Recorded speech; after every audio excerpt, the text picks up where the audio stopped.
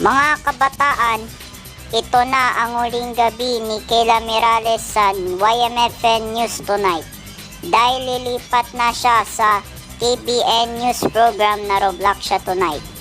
So Kayla, anong masasabi mo na magpapaalam ka na dito sa programa na ito? Nagpapasalamat po ako sa lahat ng mga editors, cameraman, at sa mga staff ng YMFN News Tonight at pati na rin kay President and CEO Argonio Organ. Sir, mabuhay po kayo. Simula po sa Lunes, mga kaibigan, next week po, si Zoe Lyra na po ang inyong bagong kasangla sa YMFN News Tonight.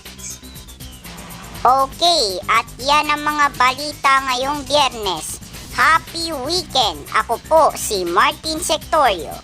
Oras-oras kami maghahatid ng mga balita at impormasyong napapanahon. At ako naman po, si Kayla Mirales. Sa huli kong pagkakataon, magandang gabi, Pilipinas.